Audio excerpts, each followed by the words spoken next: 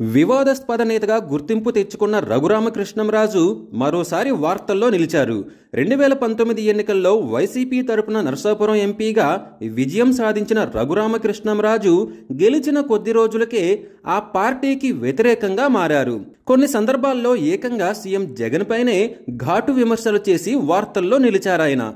ఆ తర్వాత కూటమి తరపున నరసాపురం ఎంపీగా పోటీ చేయాలని చూసినప్పటికీ ఆ ప్రయత్నాలు ఫలించలేదు.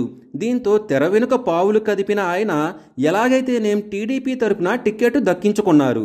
సిట్టింగ్ ఎమ్మెల్యేను కాదని ఎమ్మెల్యే టికెట్ దక్కించుకున్న రఘురామ బంపర్ మెజారిటీతో విజయం సాధించారు.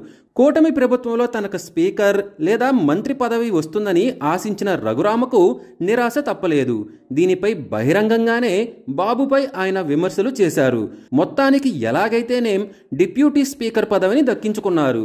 తాజాగా ఆయన జగన్పై కొన్ని కీలక వ్యాఖ్యలు చేశారు. సభలో ఏకైక విపక్ష పార్టీగా వైసీపీ ఉందని, జగన్ అసెంబ్లీకి రావాలని విజ్ఞప్తి చేశారు. అసెంబ్లీలో ప్రతిపక్షము అవసరమేనని ఆయన అన్నారు. ఈ విషయాన్ని జగన్కు సైతం చెప్పానని రఘురామకృష్ణంరాజు చెప్పుకొచ్చారు. జగన్ అసెంబ్లీకి వస్తే ఆయనకు తగినంత సమయం ఇస్తామని అన్నారు.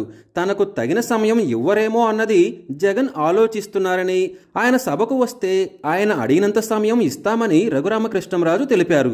ఒక పార్టీకి ఎంతమంది ఎమ్మెల్యేలు ఉంటేనే విపక్ష హోదా అన్నది రాజ్యాంగంలో ఎక్కడా లేదని, అదే సమయంలో అలాంటి నిబంధన లేనప్పుడు ఆనవాయితీని ఆచరించవలసి ఉంటుందని కూడా ఉందని అన్నారు.